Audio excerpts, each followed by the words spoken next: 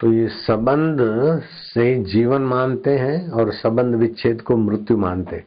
वास्तव में कोई मृत्यु नहीं होती, कुछ नष्ट नहीं होता। जैसे अपने साधक थे गंगाराम जी, इनके पिताजी हॉस्पिटल में गए और उनकी बेवकूफी कहो डॉक्टरों की या कुछ भी कहो तो चल बसे। 73 साल के थे, 72-73 के थे ना।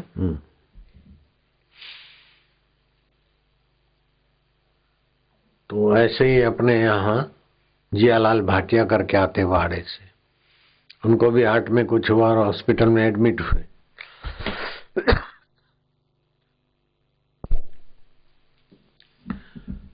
तो दूसरे भी मरीज थे, कुल 12 मरीज थे उस माहौल में। एंजियोग्राफी कराई और 12 को बोला कि तुम्हारा ब्लॉकेज है, ऐसा है, सीरियस है। 11 लोगों ने बाईपास सर्जरी कराई। जियालाल भाटिया तो अपना आश्रम का संबंध था, उसको मेरे से पूछा मैं क्या नहीं कराना। तो अभी 80 साल का हो गया, 81 का, 9 साल हो गए उसको। अभी भी आया था। वो तो हंसता खेलता नाचता है। और जिन्होंने कराया उनको तो कईयों की तो लाचार स्थिति और कईयों को तो इंजन अलग, गाड़ी अलग हो गई, जीव अलग हो गया, शरीर अलग हो गया। तो जब तक जीवन में सत्संग अच्छी तरह से आदमी नहीं समझता है तब तक ये उतार चढ़ाव, जन्म मृत्यु आदमी को बहुत दुख देते हैं। मरा तो बाप है लेकिन बेटा रो रो के परेशान है कि अब मैं अकेला क्या करूंगा, इधर टेंशन क्यों झेलूं, मैं भी जाऊंगा पापा के पास। मरी तो पत्नी है, पति रो रहा है कि अब तेरे बिना क्या जीना, मैं भी आ रहा हूं। ये बिल्कुल गलत सोच है। आना कहाँ जाना कहाँ, व्यापक ब्रह्म आत्मा है। वो तो ज्यों का त्यों है। चांद तो ज्यों का त्यों है। घड़े बनते हैं, पानी पड़ता है, पानी धुलता है, पानी धुल गया तो बोले चांद मर गया। चांद तो ज्यों का त्यों है, पानी धुल गया। घड़ा भी ज्यों का त्यों है, पानी धुल गया तो चांद नहीं देखा। ऐसे अंतःकरण चला गया, शरीर तो ज्यों का त्यों है, चैतन्य भी ज्यों का त्यों है। अंतःकरण चला गया, पानी हट गया तो घड़े में नहीं दिखेगा चांद। ऐसे अंतःकरण हट गया तो उसमें नहीं दिखता चेतना। फिर भी सामान्य चेतना है। एक चेतन, एक जीव नहीं, हजारों लाखों करोड़ों बैक्टीरिया अंदर है। अगर नहीं होते तो शरीर फूलता कैसे मुर्दे का। मुर्दे के खून के बूंद बूंद में कई जीव होते हैं, नहीं होते हैं क्या। लेकिन जिसको उस शरीर से मैं पना होता है वो अंतःकरण निकल गया। बाकी तो सामान्य चैतन्य तो सब में भरपूर है, सामान्य जीव भी सब में भरपूर है। तो इस सृष्टि का कैसा चक्र है उसको समझना चाहिए। धार्मिक होना अलग बात है, लेकिन धर्म के तत्व का ज्ञान होना अलग बात है। 3 प्रकार का ज्ञान चाहिए। एक तो आदि भौतिक जगत का, दूसरा आदि दैविक जगत का, और तीसरा आत्मा का। आदि भौतिक जगत 5 भूतों से बना है, 5 भूतों में जी रहा है। आदि दैविक जगत उससे संयोग करता है तो जीवन मृत्यु होता है। लेकिन अध्यात्म जगत जहां से हम मैं बोलते हैं वो तो नित्य है, ज्यों का त्यों है। 3 चीजें, एक घड़ा है, दूसरा पानी है और तीसरा चांद है। चांद तो ज्यों का त्यों है, घड़े और पानी में परिवर्तन होता है। ये अपना चांद तो भले परिवर्तित हो, लेकिन चांदों का चांद, जैसे आकाश, चांद की जगह पे आकाश मान लो, आकाश ज्यों का त्यों है। घड़ा बनता है, बिगड़ता है, पानी आता है, खत्म होता है, धुलता है, उसमें आकाश ज्यों का त्यों है। पानी है तो आकाश का प्रतिबिंब पड़ता है, पानी नहीं है तो प्रतिबिंब नहीं है। ऐसे ये शरीर खोखा है, अंतःकरण पानी है और चिदानंद परमात्मा मैं हूं। तो मैं तो शरीर को भी जानता हूं, मन को भी जानता हूं, तो मैं नित्य हूं। इनके पिता ने तो बड़ा काम कर लिया।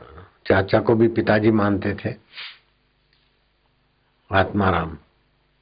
एक बार आए, बहुत एकांत में रहे, बोले साईं मेरे को एक चुंडी लगा दो।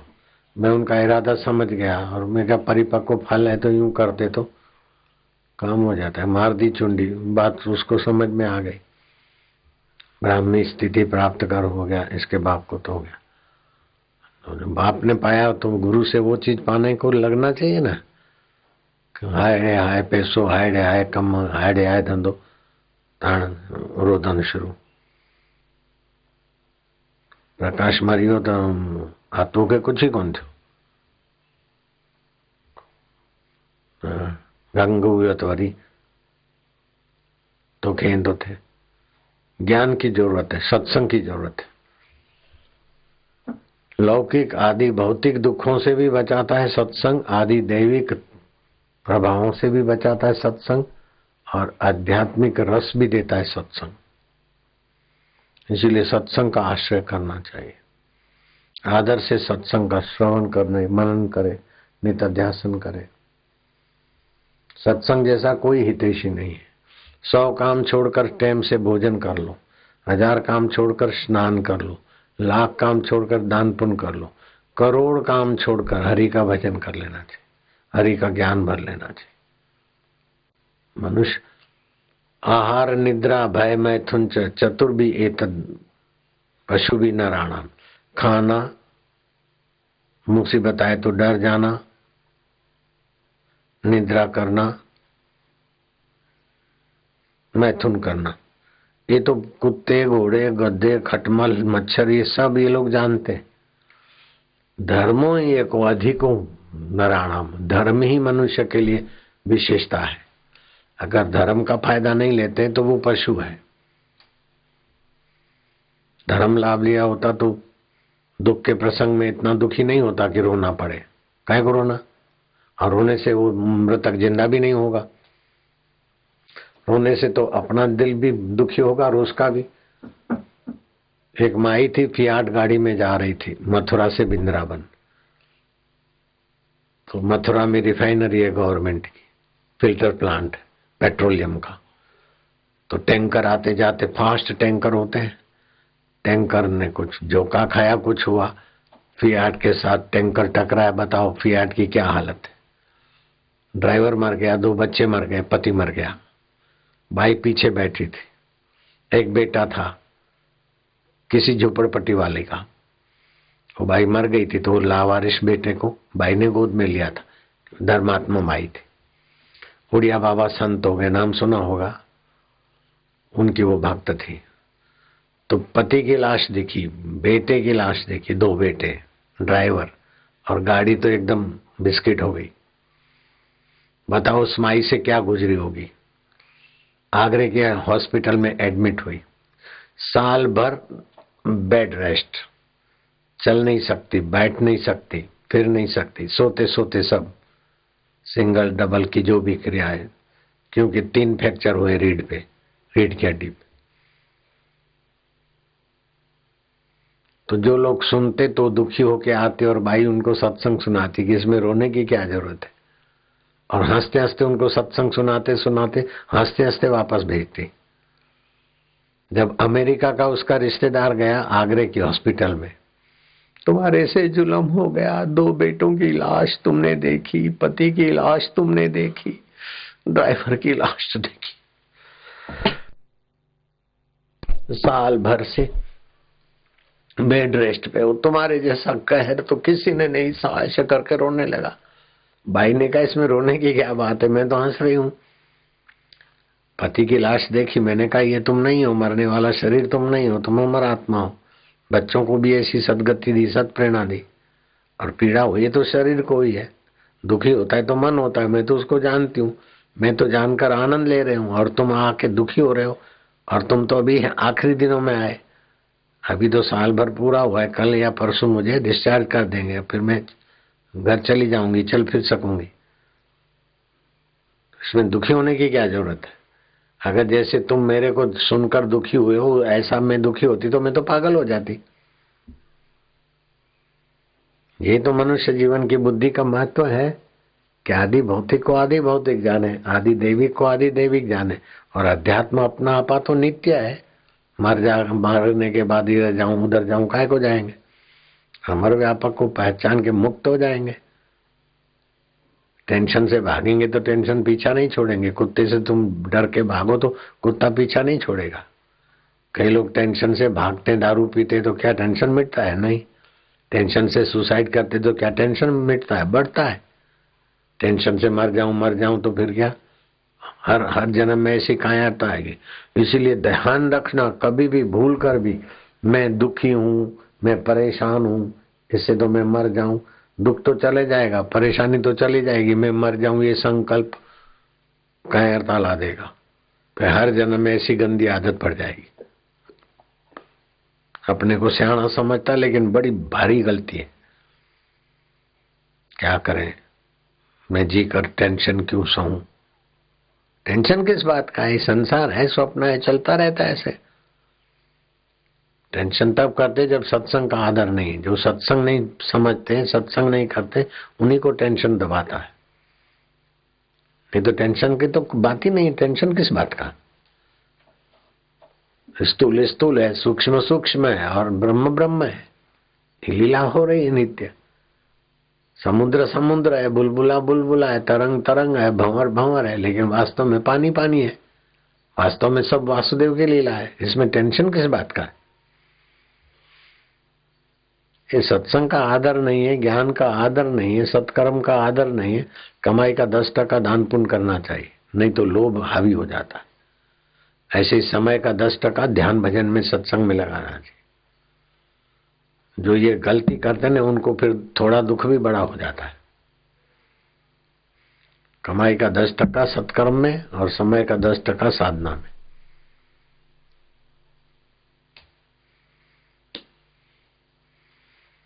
जो लोभी होते हैं उनको छोटा दुख भी बड़ा हो जाता है। अहंकारी को भी छोटा दुख बड़ा हो जाता है। मोही को भी छोटा दुख बड़ा हो जाता है। निगुरे लोगों को भी छोटा दुख बड़ा हो जाता है। और साधक को बड़ा दुख भी कुछ नहीं।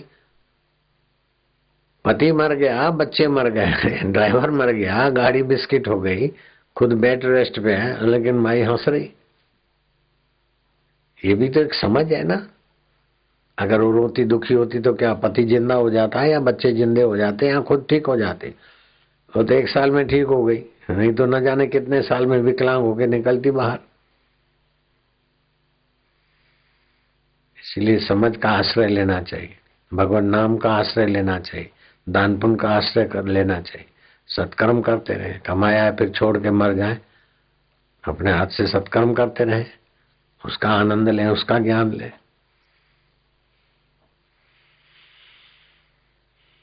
कर सत्संग अभी से प्यारे, नहीं तो फिर पछताना है। खिला पिला के देह बढ़ाई, वो भी अग्नि में जलाना है। कर सत्संग अभी से प्यारे, नहीं तो फिर पछताना है। इस बार शिविर में कितने कितने लोग आए, कहाँ से आए। उन्होंने जी फायदो वरतो तव्हां जो तो साव मुंह थियो पियो आहे। अची शिविर में ध्यान कजे न, रहिजे न 2 ॾींहं 4 ॾींहं। आतू रहंदो तो आतू जा पुट भी रहन न। जिस रास्ते धर्मात्मा अच्छा, इतना बढ़िया पिता जिस रास्ते गया, उस रास्ते बच्चों को भी जाना चाहिए। पिता जो रस्तो पी सुठो हो न। बाप शराबी हो तो चलो बेटा उसका अनुकरण नहीं करे, लेकिन बाप तो साईं का भक्त था, बाप ने तो काम बना लिया, तो बेटे क्यों अधूरा रखे? ॿार छो कंजर थियनि? कंजर भी इधर सुधर जाते हैं। यहाँ कंजरों की भट्टी होती थी और पुलिस वाले उनसे हफ्ता लेने आते, तो वो डंडा लेके पुलिस वालों को मारने भागते कि तुम्हारा एसपी खाता है, तुमको भी दिया, फिर इधर दारू पिलाया, ऊपर से पैसा लेते, तुम्हारी खबर लेते। तो पुलिस वाले भाग के इधर आश्रम में घुस जाते, फिर कंजर बाहर रहते। उन दिनों में इतनी भीड़ नहीं थी, तो मैं ऐसे घूमता, बाबा इनको बाहर निकालो। ये पुलिस वाले घुस गए तुम्हारे आश्रम में, हमारे से हफ्ता मांग रहे, बाहर निकालो तो मैं इनको डंडे मारेंगे, अच्छा हफ्ता देंगे। मैं बोला नहीं, अभी हमारी शरण आए, तुम चले जाओ। समझाए तो कंजर मान गए। शराब बनाने वाले कंजर इधर थे, छारा भी थे और कंजर भी। चारों की 40 भट्टियां रहती थी इधर, वो भी बेचारे चले गए। वहां उधर कंजर करते थे बाद में। और पुलिस वाले पिए भी और ऊपर से पैसे मांगे, तो उनको गुस्सा आया कि हम तो ठंडी राहत में सुकड़ते रहते, हर एसपी को देते हैं, अदालत वालों को देते हैं, अब तुमको भी देते महीने का, फिर दारू भी पिला, ऊपर से पैसे मांगते, तुम्हारी खबर लेंगे। तो हर एक हाकल की तो सब आए डंडे लेकर, पुलिस वाले 3-4 थे, वो तो जान बचा के आश्रम में घुस गए। तो फिर मैं आ गया। तो कंजर भी मेरी बात मानते, छोकरे के चलो मैं को कंजर ही तो असली कंजर भी बात मानते। ये तो कंजर नहीं हो खानदान के हाथों जा बाहर है, वो असली कंजर भी मञींदा। तई तो कंजर कोने सदुर आयो, कंजर भी ॻाल्हि मञींदे, असली कंजर दारू ॾिया। तो वरी सदोरो माण्हू त मञे, बसि नियम करे छॾियो, सत्संग ॿुधबो, योग वशिष्ठ पढ़बो, जेको जो पापा ने पाया साईं से वो हम पाएंगे। नारायण हरि हरि ओम हरि। मैं इनके भी चई छॾियो, साईं नाराज़ था थियनि, भई मुंहिंजो शिष्या थी करे रोज़ छा थियो समझो, ये कथा सजी ॿुधाए, यहाँ तक कैसेट ले जाना। अभी की कैसेट इनको मिल जाए, ऐसा करो, गुरु जी सहित वाली। मंगलमय जीवन मृत्यु पढ़ना चाहिए, कोई मर गया हो तो फिर उसका भी मंगल हो, अपना भी मंगल हो। और मृतक व्यक्ति के जीवन में तुलसी की लकड़ियां उसकी सदगति कराती। अग्नि संस्कार तुलसी की लकड़ी से हो, कैसी व्यवस्था हो, चाहे डॉक्टरों ने बेवकूफी की, चाहे कुछ भी हो, लेकिन उसकी गति तो ऊंची हो गई, इस बात की खुशी करो। और क्या है, नालायकी डॉक्टरों की है, लेकिन अपने तरफ से तो अपन सेवा किया है, अपन पैसा खर्चने में, उनका इलाज करने में अपने कमी रखी हो तो रो, अपने तरफ से तो कोई कमी नहीं। अब बेवकूफ़ी डॉक्टरों की है, अब वो क्या करें, हम भी बेवकूफ़ बन के रोते रहें तो नहीं चलेगा ना। चलो जो हुआ, मरा कुछ भी नहीं।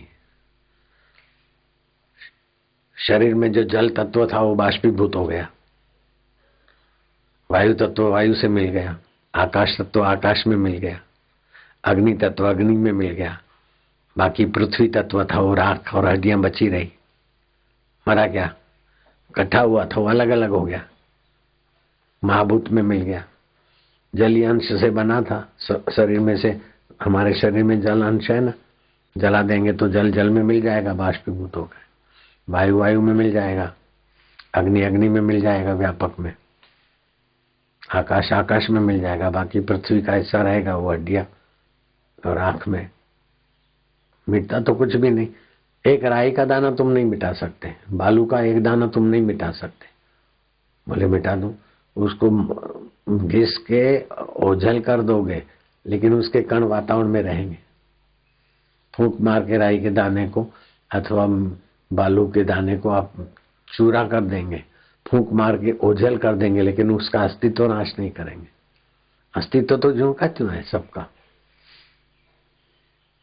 स्थूल शरीर का भी अस्तित्व है व्यापक में, और आत्मा का भी अस्तित्व है, और जीव भी नित्य है। इसमें मरा क्या है। पहले तो लोगों को लगा कि ये संत कैसे पागलपन की बात करते हैं, लेकिन जब सत्संग सुना तो लोगों को लगा कि हम ही पागलपन के कारण परेशान हो रहे हैं। मरता कुछ भी नहीं है, परिवर्तन होता है। हाय रे हाय, तरंग मर गया, लेकिन वो पानी में गया, फिर बुलबुला होगा। पानी मरा बर्फ हो गया, बर्फ मरा तो बाष्पीभूत हो गया, बाष्प मरा तो पानी हो गया। एक बूंद पानी की घुटती नहीं है, घट नहीं होती, लेकिन बोले पानी चला गया तो बाष्पीभूत होकर फिर कहीं बरसेगा। ऐसे पंच भौतिक 5 भूतों में बनता है, बिगड़ता है। बिगड़ना क्या है, परिवर्तन होता है, सब अपनी लीला है, नित्य लीला हो रही है। इस लीला को तो भगवान राम भी नहीं रोक सकते। राम के होते ही कौशल्या जी को विधवा होना पड़ा कि नहीं होना पड़ा। कृष्ण के होते हुए कृष्ण के बेटों को मरना पड़ा ना। ये तो होता रहता संसार है, इसमें क्या। मृत गाय दिया जीवन दाना, तो फिर अपने सामने ही गुरु जी गए तो कुछ नहीं हुआ, सहना पड़ा। नहीं तो हम थोड़ी चाहते हैं कि हमारे सामने गुरु जी चला जाए, ऐसा थोड़ी हम पसंद करेंगे। लेकिन पसंद करो ना करो, ये नियति है, तो स्वीकार ही करना पड़ा। हम नहीं रोए। लाखों पिताओं की बराबरी लाखों पिता सदगुरु की कृपा के आगे बराबरी नहीं कर सकते। ऐसा सदगुरु हमारी गोद में आखिरी श्वास लिया, फिर भी हम नहीं रोए। रोने से क्या होता है, दुखी होने से क्या होता है? उनके सिद्धांत, उनके आदेशों का सेवा हो रही है, वह आनंद है। पालनपुर में शरीर छोड़ा गुरु जी ने, जो उनकी सेवा करता था वो मेरे को भगाना चाहता था, लेकिन कुदरत क्या, उसको उसी समय डबल लगा, और डबल लगा नहाने में 1-2 घंटा उधर ही गया, और मेरे गोद में गुरु जी ने आखिरी यात्रा कर ली, और जो लेना देना था नजरों से मेरे को दे गए, वो तो रह गया। जो मेरे को भगाना चाहता था वो तो रह गया।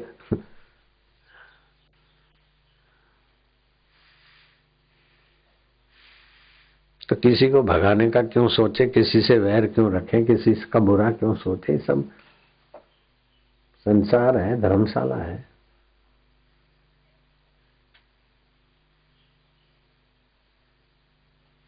બધું વીતી જશે, દુઃસ્વપ્ન છે।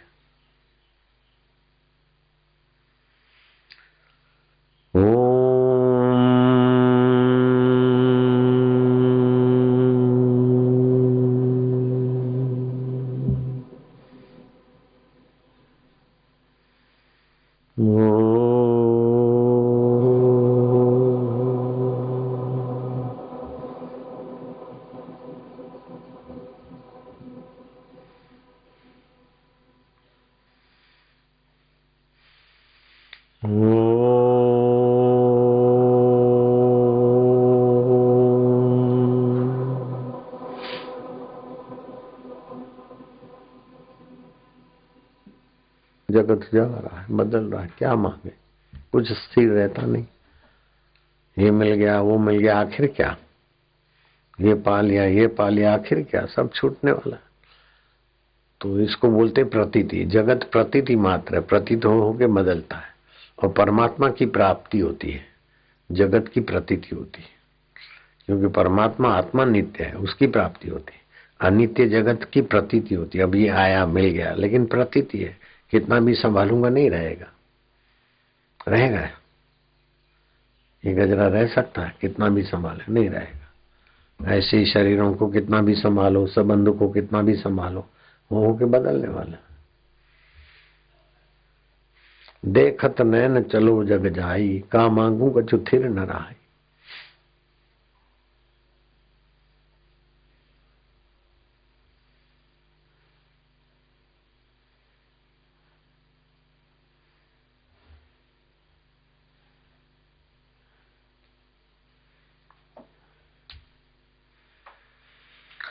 अपना तन, अपना मन, अपना जीवन किसी के काम आए। आज तो नारायण की माँ की बात सुनकर हम खुश हो गए। बोले कि खेतर में जो कमरा है मेरा, मैं तो सोचती थी कि किसी के काम आ जाए। तो ये संचालिकाओं को बोलना चाहती थी, लेकिन वो बच्चियां उसी में रहती भी हैं, आश्रम वाली। मैं कहा फिर तो अच्छी बात है, तो किसी के भला सोचे तो मेरे को अच्छा लगता है, मैं तो खुश हूं। अभी किसी ने भूत डाला, विदेश की होती तो पति के अधीन, अगर गुरु कर दिया है तो गुरु के देख रेख में रहे। समझो गुरु भी नहीं है, पति भी नहीं है, विधवा हो गई है, तो पुत्रों के देख रेख में रहे। अकेली स्त्री को मनमुख नहीं होना चाहिए, नहीं तो उसका पतन अवश्यंभावी है।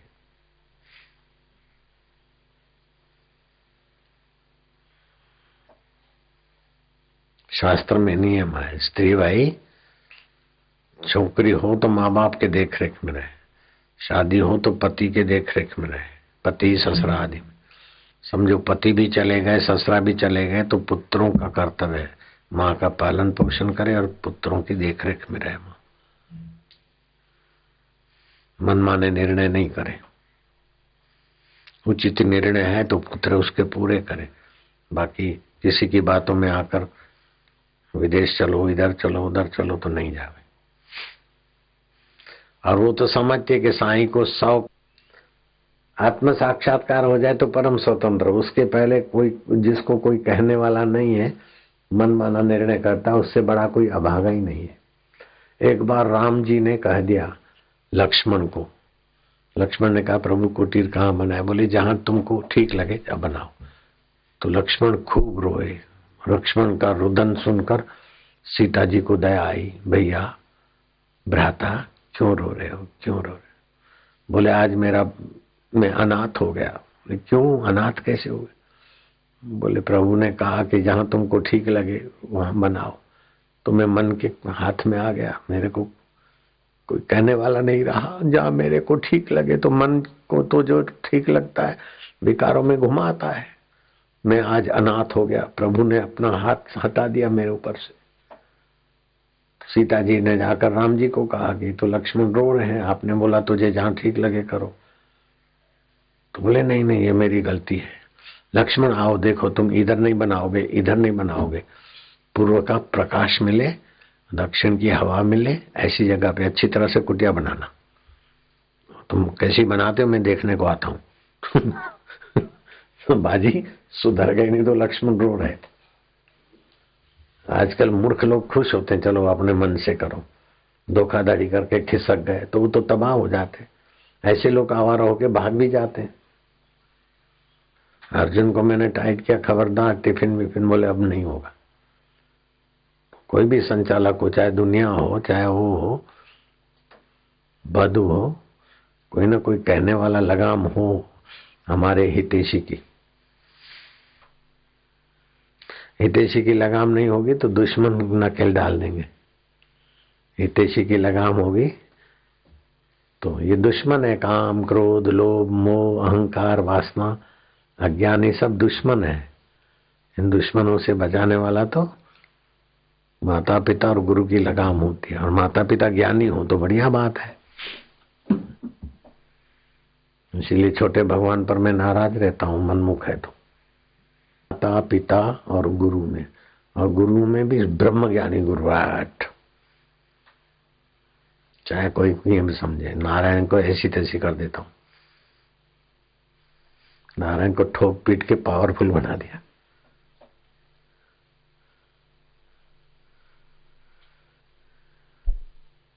बब्बू सो गया है, बब्बू बिट्टू सो गया है, सो गया है। बोले अभी खेल के सोया है। माँ ने अपना कपड़ा उड़ा दिया। बाप खाना खाता है, फिर देखा कि भाई दो कपड़े उड़ाए। बोले हाँ, बेचारे को ठंड लगती है। बाप खाना खा के घूम के आया तो देखा कि 2 कपड़े पहले थे और तीसरा अभी कंबल उड़ा दिया है। बोले इतने सारे कपड़े, बोले उसको ठंड लगती है। पति ने कहा मूर्ख है तो उठा के 3 कपड़े फेंक दिए। बोले उसको इतना कमजोर क्यों बनाती, ठंड लगती बेचारे को, बेचारे को, बेचारे को। तो ठंडे तो थोड़ा, ठंडी पचाएगा तो गर्मी पचाएगा, दुख पचाएगा तो सुख भी पचाएगा। बेचारा बेचारा बेचारा करके लाचार काय को बनाएगी।